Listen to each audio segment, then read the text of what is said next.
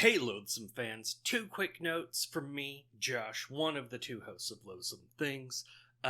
John was without power for over a week, so our regularly scheduled episode will not be coming to you right now. Instead, we're bringing you one from the vault. This little ditty was recorded all the way back in October 2021, a few days before Dean Stockwell's death. So when you're hearing this episode, if you're like, hey, I know that you guys have talked about this in different ways since, that's why. And if you're like, hey, why are you talking about Dean Stockwell as if he's still alive?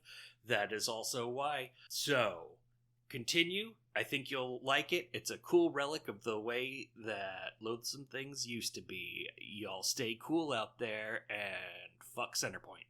And we're back for another episode of Loathsome Things, a horror movie podcast. I am one of your hosts, Josh, and with me is the innumerable co-host, John. Yes. So today we are watching Daniel Haller's The Dunwich Horror. Yeah, it's something. It is a thing. And at times pretty neat. Yeah, that's true. It is. It's better than I thought it would be, actually. Yeah, it's. I looked it up because I was like, I don't know if they're older Lovecraft. This is an adaptation of H.P. Lovecraft's The Dunwich Horror, or Dunwich. I don't know. Yeah. Well, they always say Dunwich in the movie, so I don't know. Yeah. I always thought it was Dunwich myself, but whatever. Yeah. Gloucester. But yeah, no, apparently Daniel Haller himself directed an H.P. Lovecraft adaptation before this one, so it's definitely not the oldest. Yeah. Huh. Before this, his first directing credit was Die Monster Die, starring Boris Karloff, which was an adaptation of The Color Out of Space. Oh, nice. Oh, he made The Devil's Angels. Nice. Mm-hmm. Yeah, wow. Yeah. He also, his finer feature film was the 1979 Buck Rogers in the 25th Century motion picture. Wow. And he also directed a bunch of made-for-TV movies and a bunch of, then episodes of TV shows for like Night Gallery and Battlestar Galactica and Buck Rogers in the 25th Century, Knight Rider, and even episodes of Matlock. Oh, and Kojak. Yeah. That's when you know you've hit the big time. Oh, hell yeah. Who loves you, baby? So yeah, I had no idea. I didn't know anything about Daniel Haller, and now that I know a little bit about him, I'm like, yeah, okay, cool, I guess. I guess he did set designs for Roger Corman's Edgar Allan Poe movies. Oh, neat. Yeah, he did like House of Usher, Pit and the Pendulum. And so I guess that explains why Corman is like executive producer for this project. Yeah. And this movie does get really Corman-y for like 2 on-screen seconds. Yeah, a couple seconds of Cormanism. Yeah. And then other than that, just I don't really know what. Some sort of weird psychedelic, I don't know. Yeah. Let's see. This movie stars Sandra Dee and Dean Stockwell, both former child stars. Mm-hmm. For Sandra Dee, this was a big departure from her previous on-screen work as an innocent non-sex haver, so in roles like Gidget. Yes. She was even quoted as saying, "Even if this movie turns out to be a complete disaster, I guarantee it will change my image," and it did, because after this movie, like, her career took a nosedive. It changed her image as a successful actress. Yeah. This movie came after her divorce to Bobby Darin at the age of 25 had ruined her image as a good, youthful girl in the pearl-clutching eyes of 1960s America. And after this, she was relegated to mostly like one-off roles in the same kind of TV shows that Daniel Haller would go on to direct. Aw, poor Sandra Dee. Yeah, mostly just in one Grease song by name and not actually in it herself after this. That's right. Yeah. And then, of course, Dean Stockwell, who you'll likely recognize as Al from Quantum Leap, or Ben in Blue Velvet, or Dr. Wellington in Dune. Or what's his nuts from, yeah, you already said it. Never mind. Okay.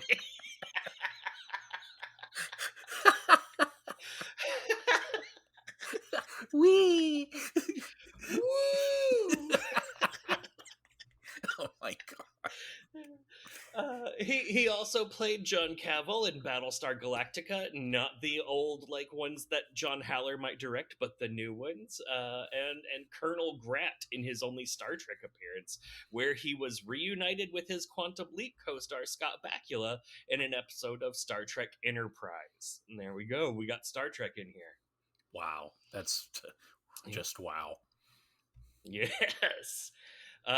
His earlier credits were from when he was like an 8-year-old kid, when he was in Anchors Away and Bud Abbott and Lou Costello in Hollywood. Oh my god. So, yeah, that's how long Dean Stockwell has been Dean Stockwelling around Hollywood. Yeah, he was pals with James Dean. Whoa. Yeah. Damn. I wonder if he ever figured out what the cause was. I wonder if James Dean taught him. So bad. Oh my god. I wonder, do you think James Dean taught him how to act with only your eyebrows? Oh man, I don't know how to do a James Dean impression. I'm gonna stop right there. Hey, what's up, yeah? Hey, you wanna go die young? That's about all I know. That's it. Yep. You guys want to race? You win.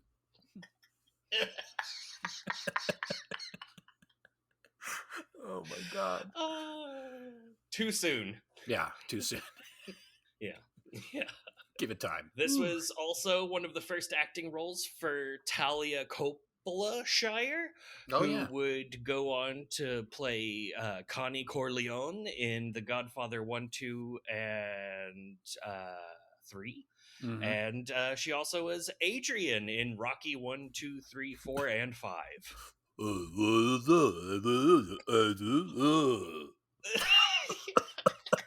The most famous line from that movie. Oh.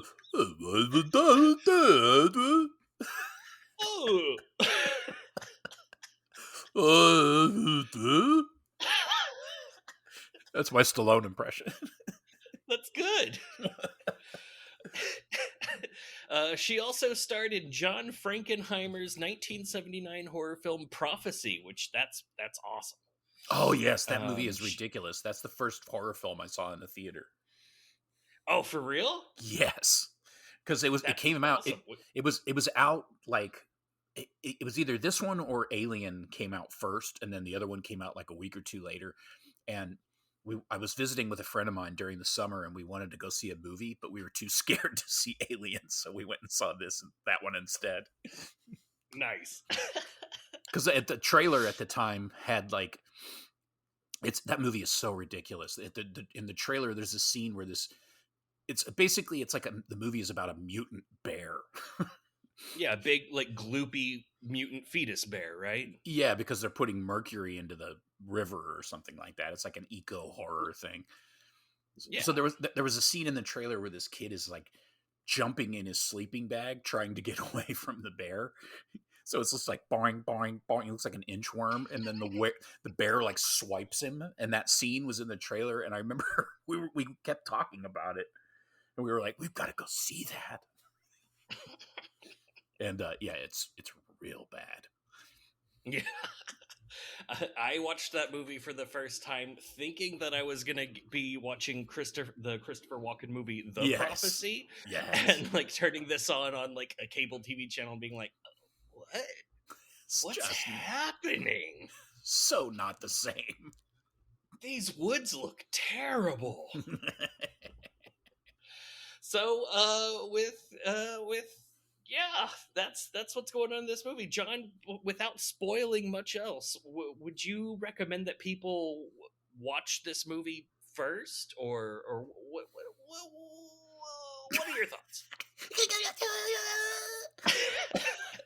Yeah, I'd say watch it first. I mean, I don't think Yeah. it's like, there's not any, especially if you're familiar with Lovecraft, there's not any earth-shattering revelations, but at the same time, you should watch it first because it's a lot of fun.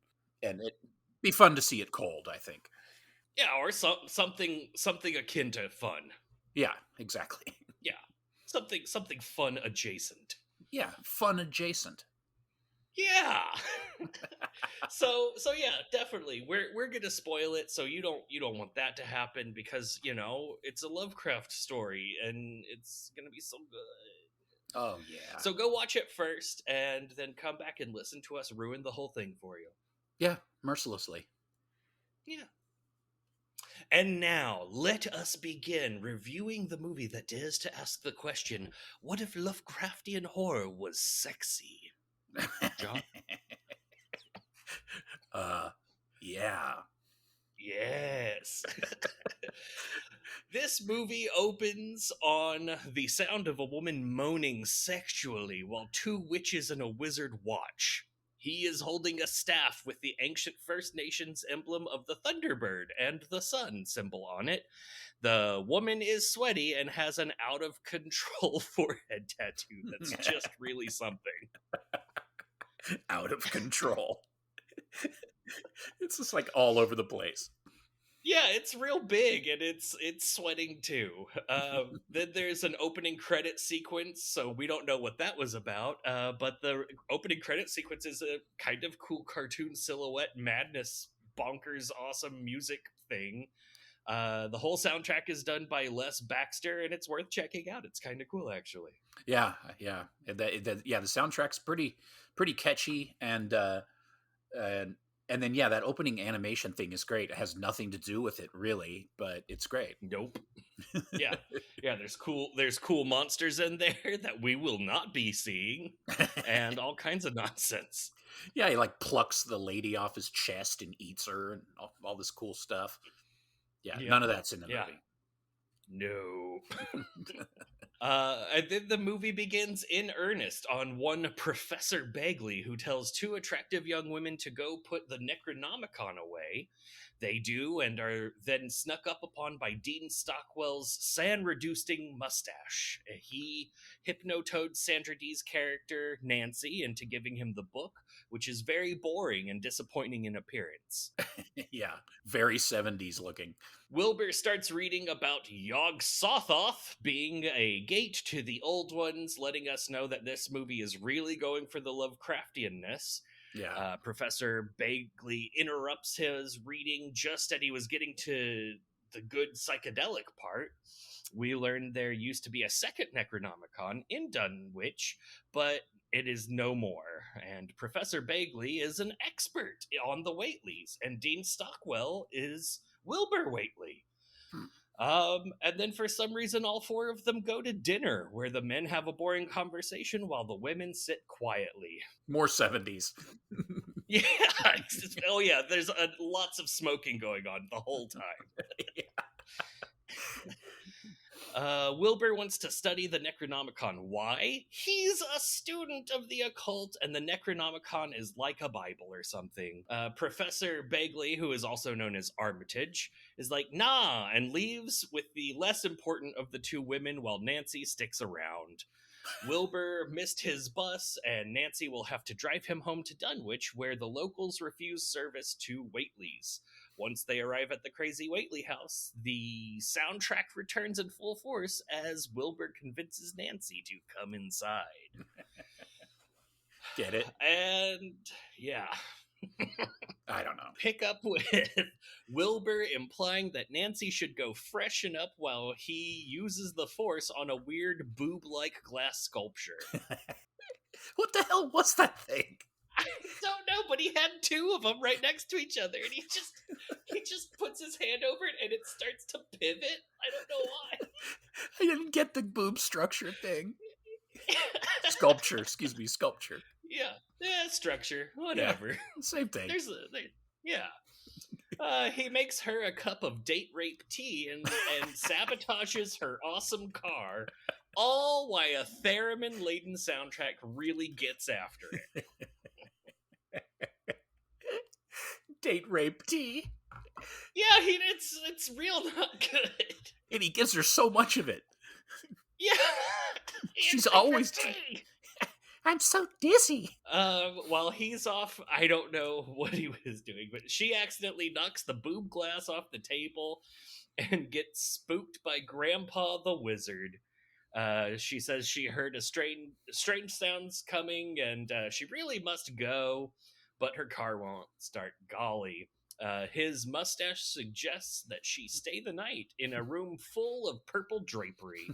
She goes to bed. He chats with Grandpa. There's something they're hiding in an upstairs room. She dreams about traipsing around in a foggy field with a bunch of scary / sexy, dirty, naked hippies. And the next morning, the professor and Marianne go looking for her. All on Gilligan's Isle. I know. Wilbur and Nancy, meanwhile, are lounging in a field while she describes her dream, and he talks about sex and invites her to stay for the whole weekend. Professor Begley and Elizabeth show up and talk to Grandpa, who just wants them to go away. Nancy and Wilbur tell them everything's fine. After some more date rape tea, Nancy goes to take a nap. Date rape tea? Yeah, it's real not okay, and it's not even, it's not a one dose. He's just like giving her a regimen of this stuff every 2 seconds. Why don't you have another cup of tea? Yeah, and he's like handling her it's the like little like thimble sized teacups, and she's like, oh no, I'm not thirsty, I couldn't drink another sip. She's like, no, more tea. I don't know why I'm doing the British. Like they're all British. Oh, I couldn't drink another thimble of your delicious tea. Oh no. I just remembered we live in Northern California. So sorry. That's good. I liked that in here, Liz, who I referred to as Marianne, she says she wouldn't be worried if she thought Wilbur was straight. It's like, oh, that's good phrasing. Old phrasing, good. I had to go back and play that line a few times. I'm like, wait a minute, did she just say that? And yes, she did. Yes. She meant it a different way, I guess. Yeah. Or whatever. Like not as weird, I guess, is what she meant. And then later, when she's talking to Grandpa Wizard, she says, quote, look, is my girlfriend here or isn't she? Because language is funny. I found the note. So this is not the first time that the Necronomicon showed up in a movie. From what I could find, it was in a Roger Corman movie. It was The Haunted Place from 1963. Oh, okay. Wow. That one I don't know. Yeah. I'd never heard of it before, so yeah, we're going to have to look into that. Also, we should watch Jack Woods's Equinox, apparently a Necronomicon-esque book and in there, and looks kind of amazing. We should check that out too. Definitely. It's weird how weird how much Lovecraft stuff just doesn't really work, you know? I mean, like, I mean, a lot of it is just crap. I mean, it's not, you know, like they weren't going to make a good movie. It didn't matter what the source material was. They just don't know what they're doing. But, you know, like people who should know better have tried to attempt Lovecraft, and it just doesn't even ever seem to work right. And like the only time it seems to work right is if it's kind of a tongue in cheek, like Doggone, which I love, but it's completely comical. Or, you know, the Reanimator stuff, which isn't very Lovecrafty, but it's great stuff. You know, it's like it is great stuff. Yeah, I mean, don't get me wrong, I love that stuff. Yeah. But you go back and you look at, you know, like, Jesus, there's a show called Lovecraft Country, which, as far as I can tell, has nothing really to do with Lovecraft, or not much anyway. I tried watching that; it got really boring really fast. Yeah, I think I did the same, and it was so boring. I'm not even sure I actually started watching it. I'm like, because when I brought it up, I was like, did I start to watch that? And then you said that. And I thought, yeah, that might have happened to me. Or maybe I'm just piggybacking off of what you just said.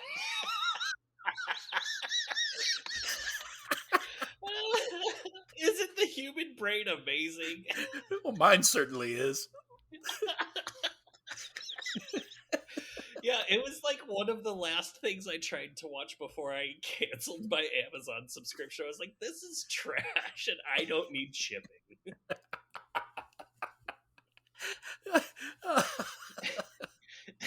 Oh my God. That's fantastic. Also, at this point, I wanted to mention that this movie is... I know I've said it before, but this movie's kind of boring, especially like up to this point. It is... there other than the occasional like menace, it's just there's nothing going on. It's not the most exciting movie. That's true. And I thought it was pretty hilarious that Sandra Dee had said that what drew her to making this movie was the screenplay, that she just couldn't put it down. I'm like, what? You couldn't put it down? That's like nothing happens in the fucking thing. I mean, I guess once you've been playing Gidget for like a decade and whatever, then it's like, I'm slightly frightened. Look, there's I'm doing Shakespeare. Wow. Turns out that Grandpa is upset that the dude wrote a book about Bad Grandpa's dad, and this guy knows all about us. Wilbur doesn't care about Grandpa's opinions. We find out that the people of Dunwich hanged Wilbur's great-grandfather 70 years ago and let his body hang in a tree 4 days, then burned the whole tree down rather than cut him out of it. That's hatred right there. Yeah. Boy, did they not like that dude. Yeah, and I like the way that the story happens. It even starts, there used to be a tree down there at the end of the lane. Funny story about that tree. Used to be a hanging tree. Yeah, Jesus. What a lovely town. Oh, just the best. It turns out that the townsfolk are all superstitious about the Whateleys and their house. The Necronomicon, says Professor Begley, can bring back the old ones, maybe, and destroy all of humanity, or something. And Nancy is in danger if the Whateleys believe it is true. Yeah. Real weird and okay, guy. Yeah, try that idea on for size. Yeah. Let's see. We learned from a irresponsible doctor that Wilbur's twin was stillborn, and no one knows who the father was. And Wilbur's mother had lost all of her sand points and has been in an asylum for Wilbur's entire life. Yeah, what's her name? Lavinia? Yeah, something like that. Yeah, Lavinia, I think.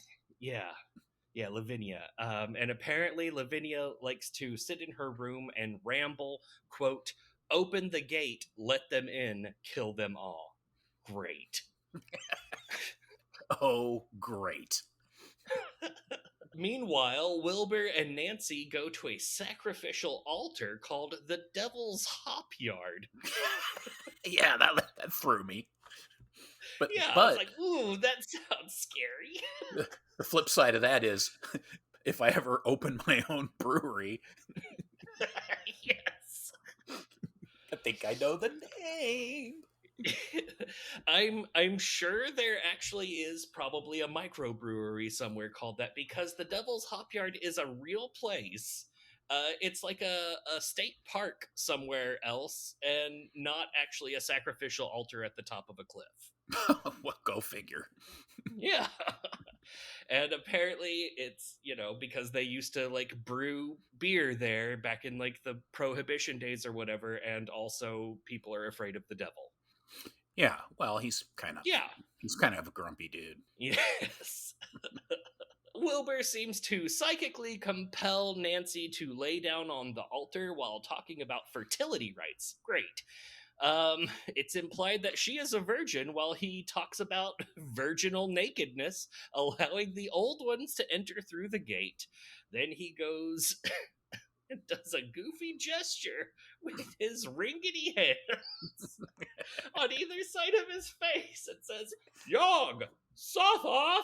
While Nancy trips balls about cultists wearing Stephen Katz level v-neck robes and having a very butt-clenching and butt-relaxing ritual while Wilbur shows off his rad hieroglyphic tats and sex is implied. Oh, that part was so great. I love how he's like telling her about the nude virgin and all this crap, and then she's clothed because she didn't want to take her clothes off in the movie. Yeah. Yep. It's like, well, yeah, I guess she's nude under all the clothes she's wearing. Yes. Oh man, that was great. And this ritual where she clenches her butt and then loosens her butt gets zoomed in on a lot here and later in the movie. Like, that's what's up. the Kegels ritual. Yes, this is Daniel Haller's shit, is a nice woman that can clench and unclench her buttocks. That's how you summon the old ones. Yeah. And don't worry, listener, if you were worried that maybe we were looking at this like from behind or underneath or any way in which you could see both sides of the buttocks clenching and unclenching at the same time, no, it's from the side. You can just tell that it's happening. You can see the cheek divot each time she clenches. Like, is this supposed to be erotic? What is happening right now? It's just uncomfortable. It really is. It's you feel bad for Sandra Dee. Yeah, poor Sandra Dee. Elizabeth returns to the Waitley house. Grandpa tells her to leave, and she fucking clobbers his ass. And looks for her friend inside. She hears the noisy door, goes to investigate while a heartbeat-heavy soundtrack goes on. She opens the door and gets gotten by something that's all tentacly with cool color changing strobe light powers. Yeah, and is it my imagination or did it like murder rape her? Yeah, it definitely got her. I'm not exactly sure what all it got about her, but it got it. Because it I saw nudity in that scene, which didn't seem relevant. Considering, oh, really? Yeah, I thought so. I thought I saw some boobage, which damn. Which makes me wonder because like later on when you see this thing and its shenanigans, you don't see anything like that. So I don't know. The big reveal later on tells us that, maybe this thing is a horny boy. Yeah, so I guess that's true. Yeah. Yeah. Grandpa tells Wilbur, Grandpa and Wilbur disagree while Nancy worries about Elizabeth. I know your plan. You can't succeed, his grandfather says. We find out that Grandpa tried to bring the old ones through Yog-Sothoth, but failed and destroyed Wilbur's mother in the process. But Wilbur plans on trying again. I'll succeed where you failed. And Grandpa's like, I'll stop you. And then he swing and a miss, and down the stairs he goes. I'll stop you. And then he dies. Yeah. So after getting beat up by a flimsy girl, he then just kills himself by attempted murder down a whole staircase. Fortunately, Wilbur is horribly upset about it. He's just like, oh, he's dead. We must do this now. Also, there's a weird thing in here where we hear birds, and apparently the birds tried to get the grandpa's soul, but Wilbur can tell that they failed because of the noise the birds make? Yeah, and I assumed that the birds were supposed to be like the creature, but I didn't know what the fuck was going on there. Luckily, we never find out.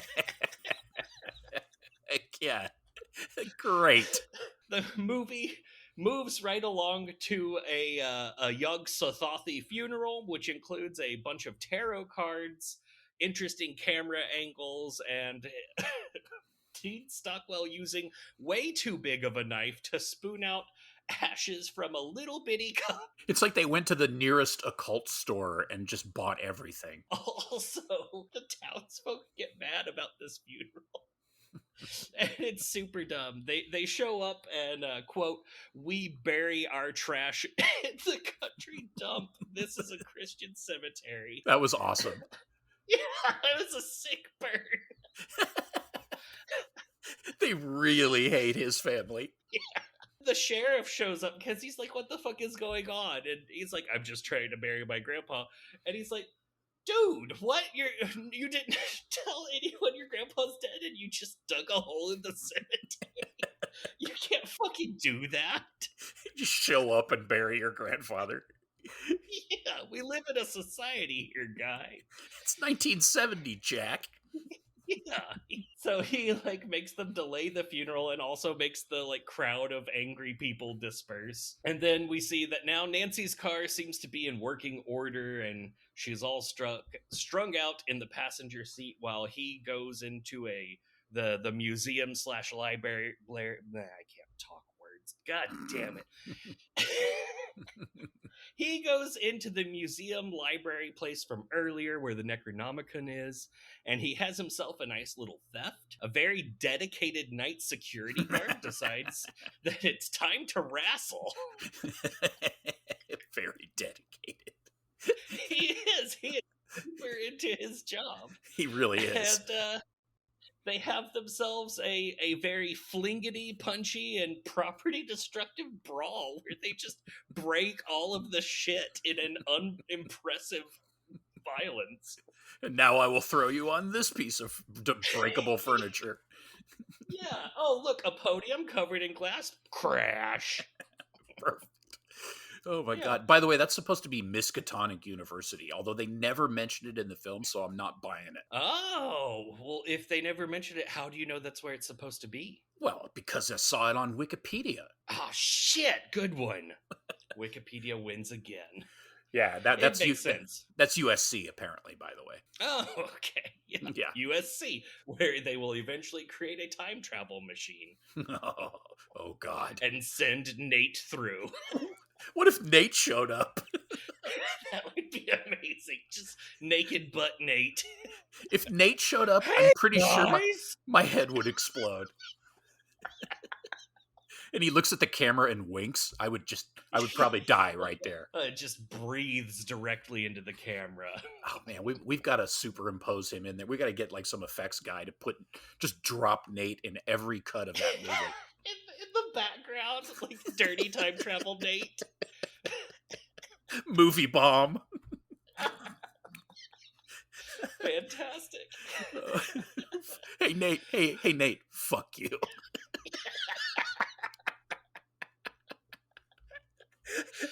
Oh my god. With the deep fake technology, we could do it. We could just have everyone in this movie is Nate. Oh my god. Someone out there with a computer knowledge, go do this, please. Oh my god. Oh god. Meanwhile, the security guard does a good job of knocking the shit out of Wilbur, who sucks at fighting.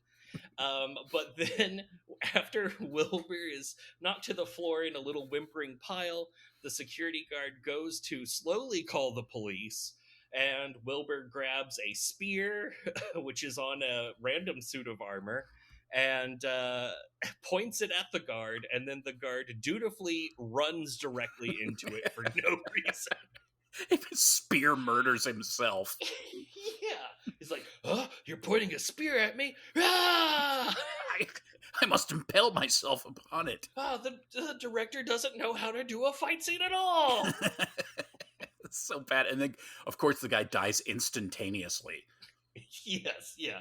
He does not bleed to death. Yeah, I love the movies where if your skin is broken, you die instantly. Yeah. You an arrow in the thigh, dead. Yeah, it's stupid. Wilbur's mom is now dying, which both the professor and doctor think is a neat time for a visit. Professor Begley is slightly worried about Elizabeth's disappearance, but not too much. And they hear birds ribbiting again in time with Mrs. Whately's breathing, and they stop as soon as she dies, so I guess her soul is also okay. Yeah, you didn't get that at all. Yeah, it was they tried to tie two things together, but it was just a loose end. I don't know. Yeah, why did she die? I didn't even understand what the point of that was. Well, you see, her usefulness to the movie was over, John. Oh, right.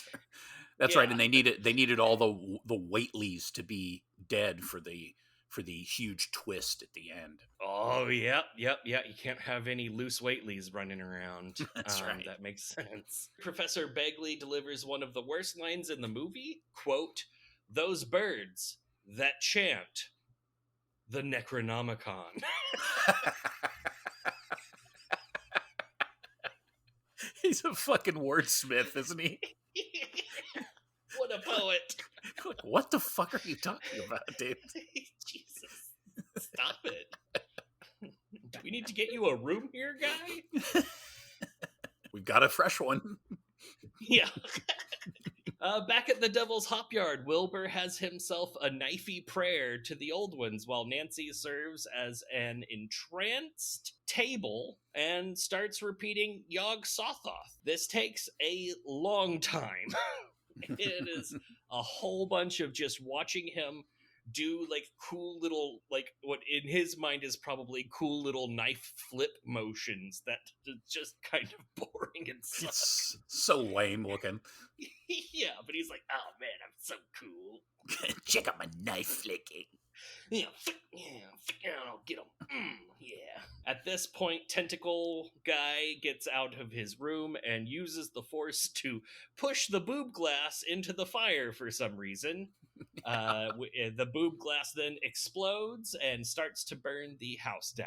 Because sure. Yeah, I guess those boobs were important. I don't know. It's confusing. It really is. The monster then goes into a colorific killer cam rampage of upsetting farm animals and destroying a single house. And the people inside for no reason. Yeah, also, gotta kill these farm folk. All while is going on for, I don't know. It's real weird. For way too fucking long. Yes. Meanwhile, Wilbur spends a long time just staring at Nancy and saying it's almost time type things. In a car, the professor and doctor talk about how Wilbur murdered that guard and that he's going to try to bring the old ones through Yog Sothoth, whether or not they're real, and they come across the destroyed house. They convince a pitchforky group of townsfolk that only Wilbur can save them from whatever mutilated these townsfolk. Yeah, that was quite a stretch. And so the plan is that everyone will get in their cars and meet up at the Whately's house or something. Kind of off the rails. Only Wilbur can save us from whatever did this. It's so weird. From what Wilbur did? Yeah. It's like, oh, what? I don't know. It sounds exciting, but it isn't. Yeah. If you summarize it, it's like, wow, sign me up for more of that. I know, it's like, that sounds really cool.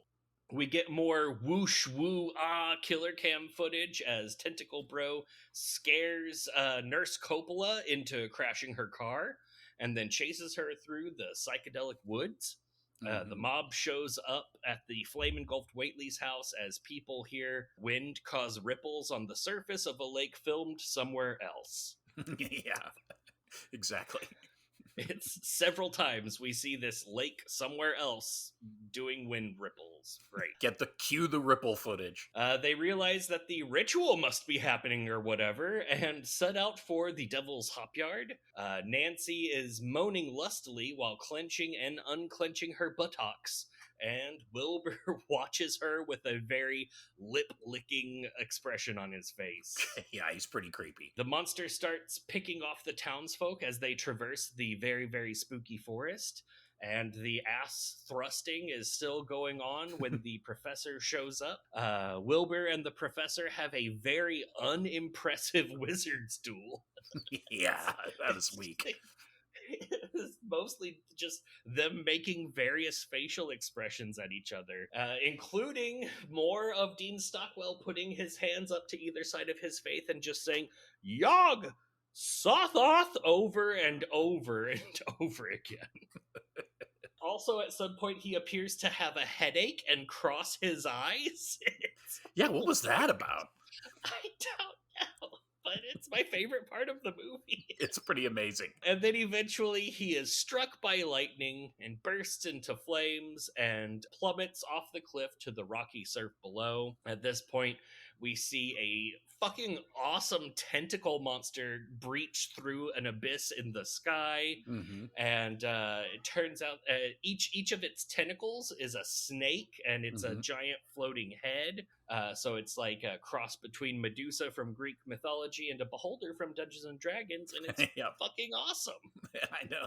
And it's the only time we see it. It appears to be coming through some sort of gate, maybe Yog-Sothoth. At this point, Nancy gets up off the table and is all, oh no! And it seems that the gate closed. Yeah, the critter went back to from whence it came. Yeah, it got mad that she got up off the table or something. Yeah. Yeah. She quit clenching and the spell was broken. Yeah, that's right. That must have been it, because she stopped with the butt thrusting.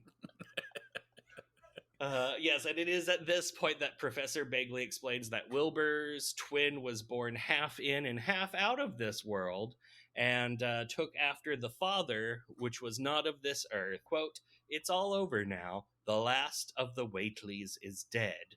But then the camera zooms in on Sandra Dee's pelvis. We hear a heartbeat, and then a stupid-looking fetus is superimposed over the shot. To get ready for the sequel that never happened. Yeah. End of movie. What the fuck is that? It was a ridiculous ending to a ridiculous movie. It reminded me of Spider Baby, where the girl's like, I can sense that spider. Maybe I'm one of these.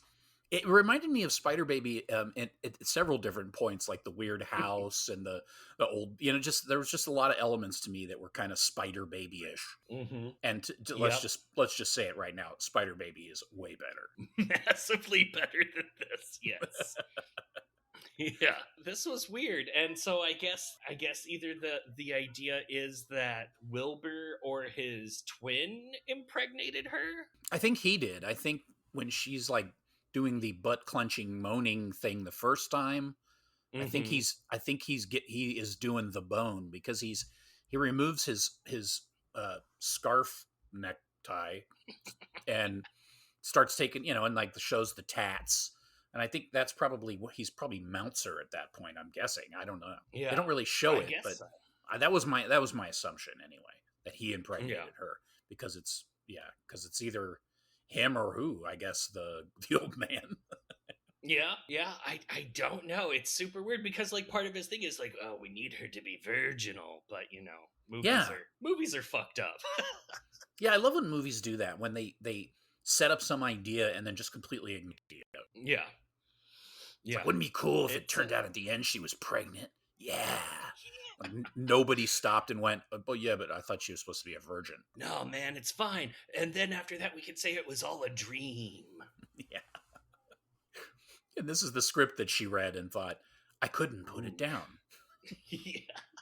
So yeah, that's this movie. It, probably isn't a faithful adaptation or whatever, but the way that it ended is super, like, straight out of Lovecraft, like a whole bunch of build-up nonsense, and then 2 seconds of a monster, and then it's over and everything's fine, except for people's psychic health. Yeah. I mean, it was pretty Lovecrafty, especially for something from 1970. It wasn't, I don't know. It's a weird movie, I'll say that. It's very much got that 60s psychedelia thing going on, and that stuff, I'm sure even in 1970 that stuff was pretty tired, so you can imagine how it plays now. Yeah, now it's just this is No, old. If you don't give a shit about the word Necronomicon, then there is just nothing to latch onto at the beginning of this movie. Yeah, that's true. That's a good Yeah. point. It really is for fans of Lovecraft. Or I guess maybe, because movies used to be way more boring, people were just willing to sit down and be like, okay, what next? Okie doke. Necronomicon, got it. Well, I did spend 30 cents on this movie ticket. I guess I'll stay in the seat. Better get my money's worth. So yeah, John, if you had to rate this H.P. Lovecraft adaptation, not for being an H.P. Lovecraft adaptation, but for being a horror movie, on a on a scale of 0 to 5 loathsome things, how would you rate it? And we're doing the new rating system, aren't we? Gasp! Don't call it that, John. It's been this way the whole time. Oh, that's right. Yeah. I would give it a 2.5. Yeah. Yeah, I think a 2.5. Yeah. Which 2.5. sounds unwatchable, but it's not unwatchable. No, it's far from unwatchable. It's this goes back to, like, how we had said in early, some of the earliest episodes that we usually like even the worst horror films, and this isn't even close to the worst, and it's definitely fun to watch. Oh yeah, no, it's enjoyable. There are times at which it was boring, but not like so boring that, oh my god, I can't watch this anymore. It's contrived, and Dean Stockwell's pretty funny, not intentionally, but it's kind of fun to see, Talia Shire so young and stuff like that. But it's entertaining. I enjoyed it. It was, in some ways it was better than I expected, and in a lot of other ways it was kind of what I expected. Like very 60s-y and just kind of cheesy and Technicolor and all that kind of stuff, which it had a lot of that, but it was still worthwhile. I don't know. What was your rating for it? I gave it a 2.7 out of 5. Okay. For a lot of the same reasons, I don't have a really good sense of its place in in horror movie history. Like, I don't know what it was a bridge of. It definitely, like Spider Baby, it felt like it still had that leaning on the old, like, Hammer horror movies where, it's the bad guy in the house, and that's where the Loathsome Things are. But it definitely had its own spin on that. It had a lot of silly elements to it, like the glass boobs and his face and all kinds of weird dumb stuff. But it also had a lot of cool stuff. I really liked the monster. The monster is really cool. I wish we got a little bit more of it and not just from its perspective. Right. I mean, as far as like an H.P. Lovecraft adaptation goes, it does it in a really cool way. Like we've mentioned, it's very, very Lovecraft, even though it is like adapted for an era. It's like, what if we took Lovecraft and we made it psychedelic and sexy and like super 1970, and it does that, and it sticks that landing pretty well. I appreciated it for that. Yeah, and that was apparently that was their intent, was to do exactly that, to give a kind of a contemporary take, without completely, bastardizing the original intent of the Lovecraft idea or mythos or whatever, which I think they pulled off. They did a pretty good job of that. So altogether, that's a 5.2 out of 10 Loathsome Things, which is, not a great grade on a paper that you wrote or a test that you took. But as far as horror movies go, it's not great, but it's certainly watchable. Like, definitely do watch that. It's not horrible. Yeah, I think that's a fair rating for this film. I mean, it's not a masterpiece. It's not even really a lost masterpiece, because it's always been around. It's probably didn't get as much attention as it deserved. But having said that, it's not like it's something that you're really missing out on. But if you're into horror movies and you're into Lovecraft, and you really just, kind of almost want to be a completist, you definitely would need to see this. And if you just like, maybe you like period films, or, films from that specific period, it's definitely a pretty good example of that. It has some elements of things that were kind of interesting, like the angry mob, and Mm-hmm. which it had just been like mastered basically by George Romero. But there's certain things like like the angry mob, and then the creepy house that makes you think of Spider Baby, and so there's these cross elements that just kind of makes you feel like everybody was watching the same movies and stuff. But it was just it's a Hollywood take, and when you consider that there's that much Lovecraft still in it, it's pretty impressive that they were able to kind of pull that off. And like you said, I think they really tried to target it towards an audience of that time period. They probably didn't think of it as a movie that was going to grow legs, and so they targeted it at a certain crowd during that time period, and I think it probably was decent for that. I don't know. I don't think it made a lot of money. I think it made it depends on. I guess it depends on who you go by. I think Variety magazine said that it made a little over $1 million between the U.S. and Canada. There was another figure that was way lower than that. So, it doesn't sound like it was a huge hit. Yeah. But then again, that was 1970 money, so that could have been That's true. And Sandra Dee got, I think she got $65,000. That was her salary for the movie. Wow. Which sounds like peanuts now compared to what they, actors make. But, I'll take $65,000 to clench my ass cheeks for 10 minutes. Young Dean Stockwell, so sexual. It's tough because that time period is so, it looks so dated now, a lot of the movies, and cinema hadn't really quite gotten serious yet. I mean, it had, but it hadn't taken over the industry yet. I mean, you had things like, Citizen Kane had been out for quite a while, and what's it called? The one with Dustin Hoffman and John Voight, with the two guys in New York, but it originally got an X rating, but it was something cowboy. What the hell is it called? Midnight Cowboy. Midnight Cowboy.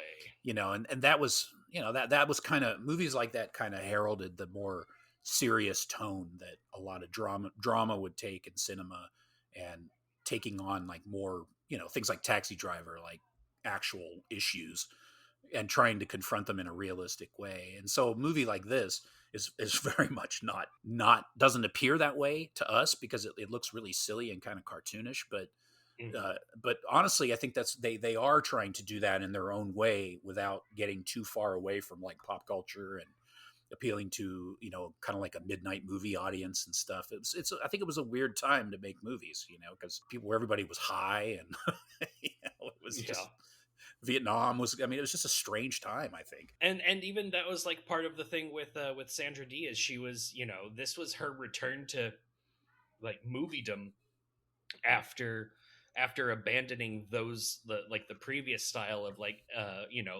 hunky-dory movies, just everything happiness. And this was not just her hit me baby one more time, but also her dip into a more mature style of film, and it just didn't work out for her. Yeah, I think it shows that she was, as much as she wanted to escape that part of her career, she was so much a part of that career, she didn't even realize, she didn't even understand the scope of what was possible outside of it. I think her performance is still so mired in that kind of, gee whiz, aw shucks kind of character. And it's just, she's just ridiculous. It's she's so easily taken by him and seduced by him, and there's no depth to it. And it just feels cheap, and those kind of things that I think she probably just didn't, maybe she didn't really fully understand because she spent her whole life being a child actress. Plus, I can't imagine that 1970 horror movie fan is a really good target audience for something. That's true.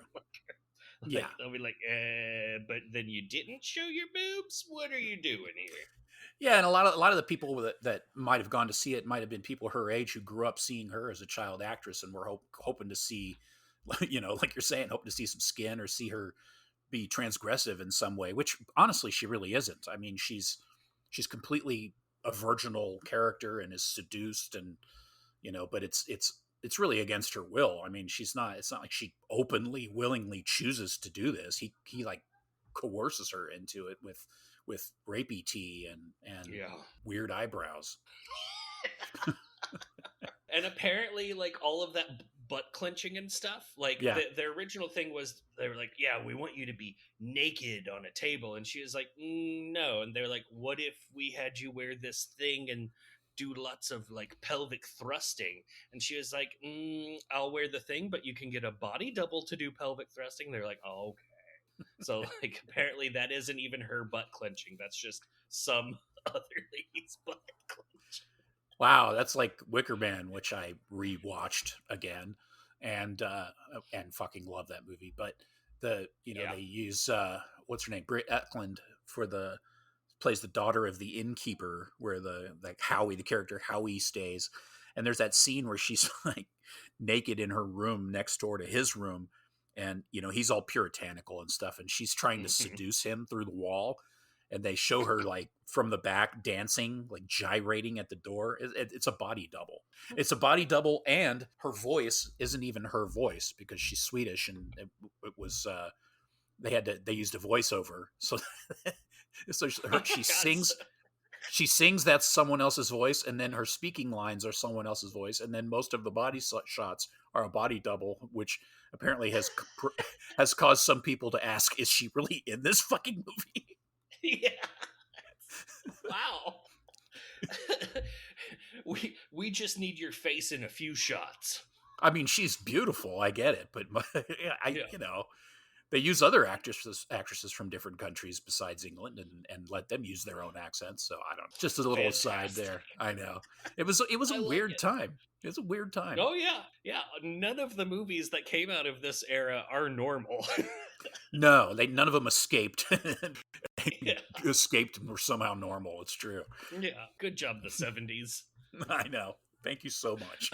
America's transitional period. I was curious if you've seen anything or recommend any like movies or any kind of stuff related to horror or not horror that you want to talk about or mention. I finally watched the 3 Mike Flanagan shows that are on Netflix. They're awesome. Are they really? I watched the first one is The Haunting of Hill House, and I tried watching it when it first came out, and like that first episode, at least the beginning of it, super boring, and I hated it, so I just stopped watching it. I was like, a TV show horror is dumb anyway. I never watched it again, never watched Bly Manor. And then I'd been hearing a lot of people talk about Midnight Mass. I added it to my queue and finally got around to watching it. And it was phenomenal. And then after I watched it, I found out that it was all this other Mike Flanagan stuff. So I ended up going back and watching Hill House and Bly Manor. And they're all great, and he does the same type of thing that American Horror Story does, where it's like the same core group of actors in each one.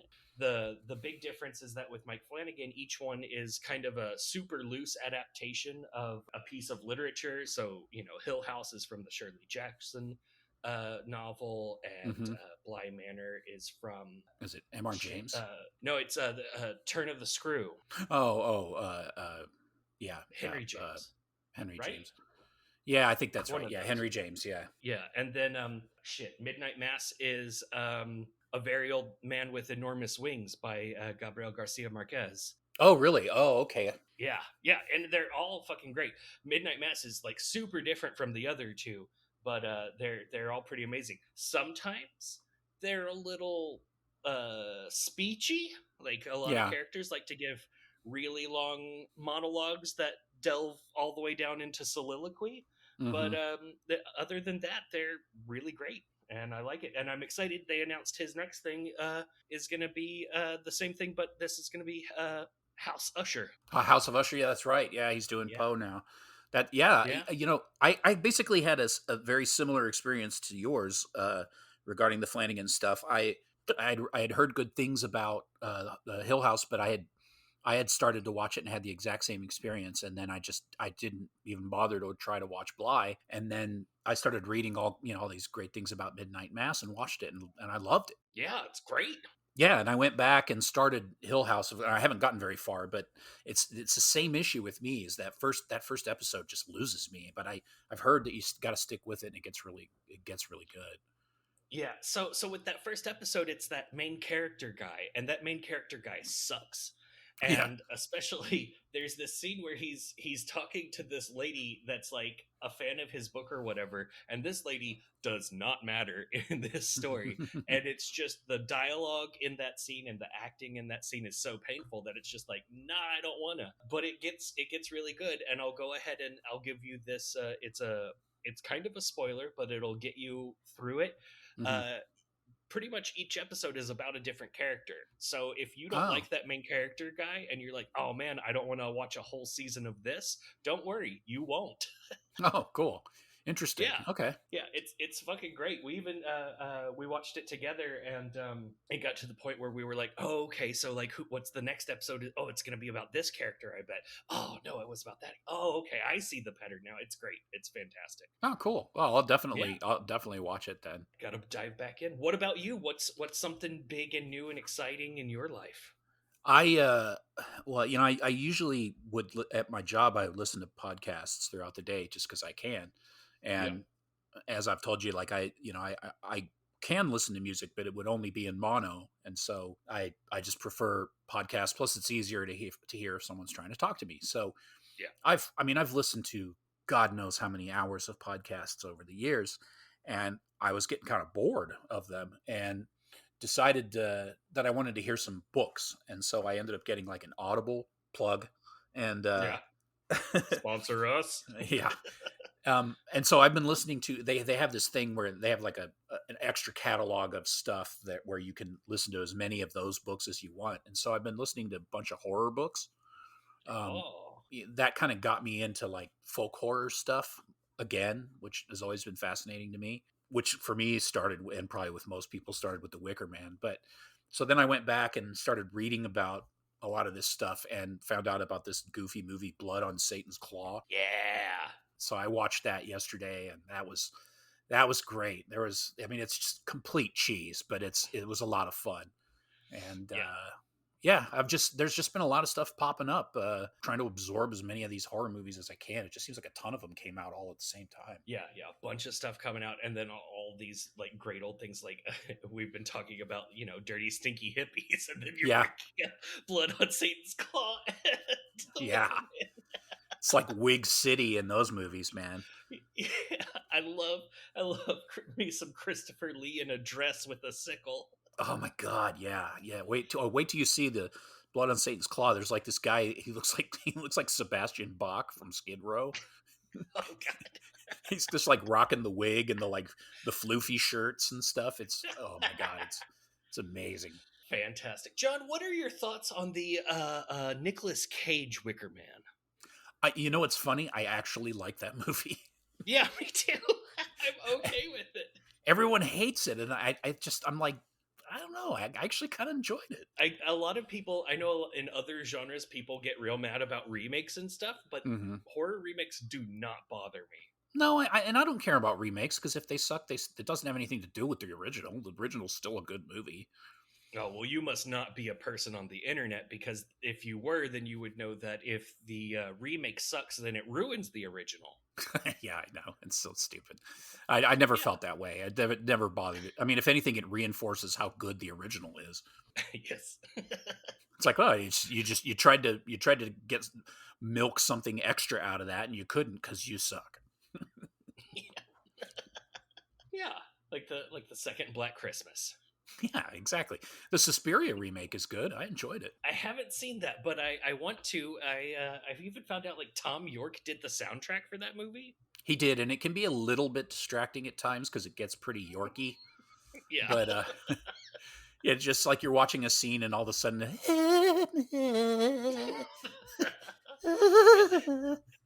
Yeah, a fake plastic ballerina. Great. Yeah.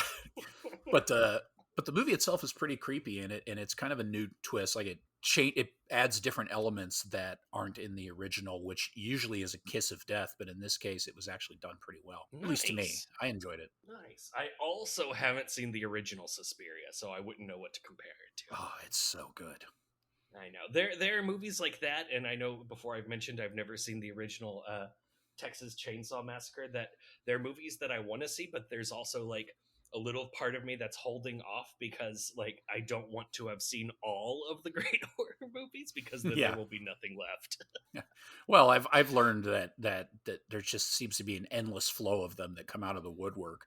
Just when you like think you've exhausted it, then something you find out about a whole new subgenre or a whole new branch of something that you didn't even know existed. And I'm sure at some point this like little paradise of horror movies that we're in right now will end and it'll just get exhausting like how all of the great stuff that came out of the 80s just turned into sequel hell.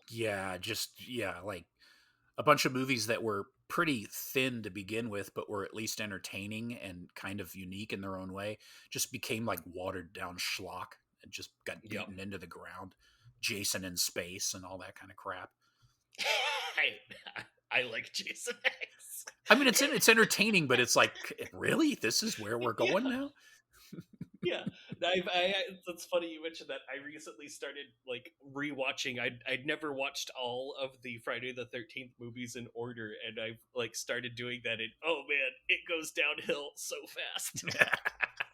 The first two are great. Yeah, they're fantastic, and then 3, it's like oh, and then 4, okay. I don't know if I want to do this anymore. But like that's like the thing that I'm looking forward to. I'm like, all right, eventually I'm gonna get to Jason Goes to Hell, and then I'm gonna get to Jason X and Freddy versus Jason, and then I'll finally get to watch that remake. Is Jason Goes to Hell the one where in New York, or what's the one in New York City? No, that's Jason Takes Manhattan. Sir. Oh, of course, Jesus Christ. Yes. Duh.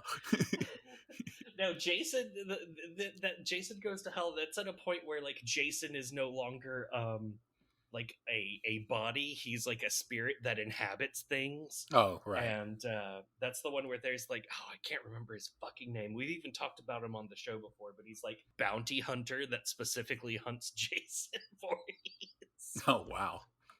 Nice. Yeah, it gets real weird. And also there's like a weird like slithery gross monster that will exit a dead Jason body and enter a new body to become the next Jason. Oh, really? All kinds of stuff. Yeah, wow. It goes off the rails. Yeah, I have not seen that. That's ridiculous.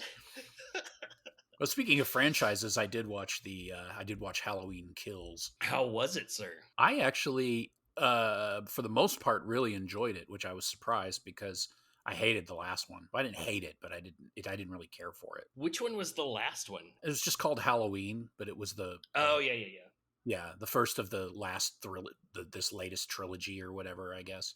And then this was the second one, and it was surprisingly decent. They shot some scenes that were like throwbacks to the original movie where they like set it in 1978 and it actually looked pretty convincing. Nice. That was kind of cool, and the gore is completely over the top and great, but there's a whole other sub story that I was just like, okay, let's just move along.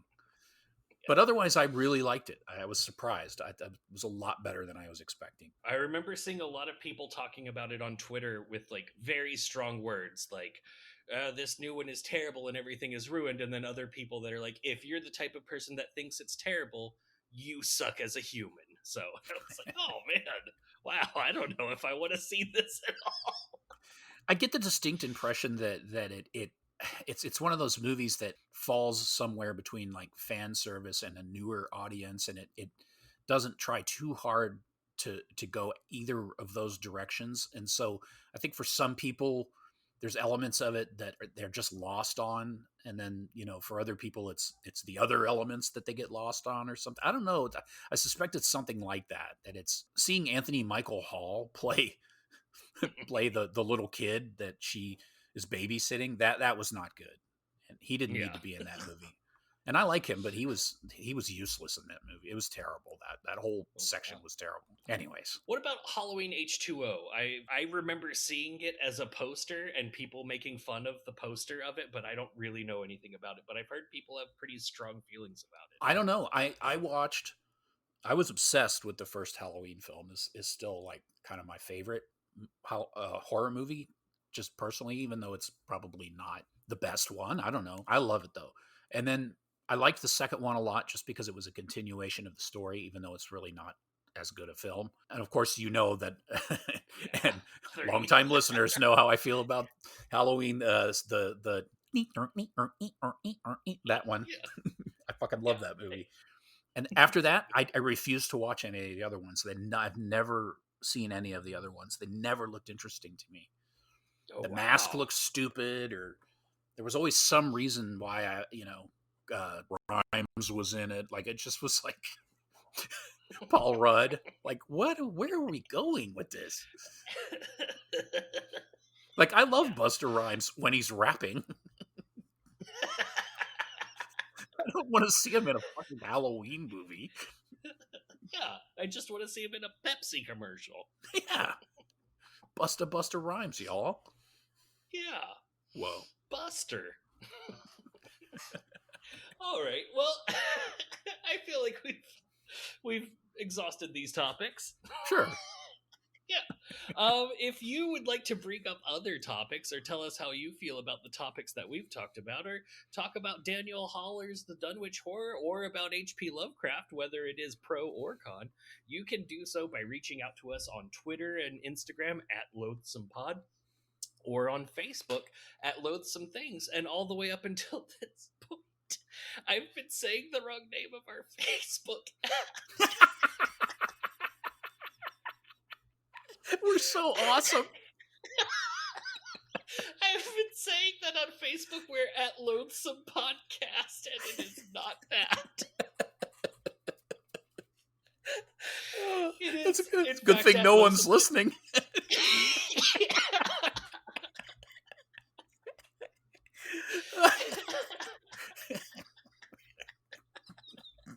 And I just noticed it because after the first time that I typed up my notes, I just copied and pasted that part so it's everywhere.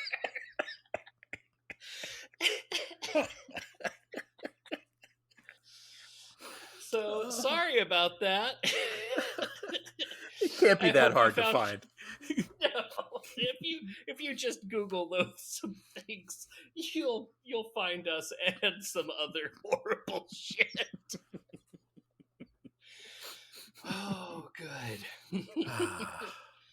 And with that, I think we're done. John, do you have anything to say to the nice people? Stay in touch, and please, if you can, rate, review, subscribe, that fun stuff. Helps the show, makes the show a little bit more visible for other folks, and feeds our egos. Yes, the ever-hungry egos.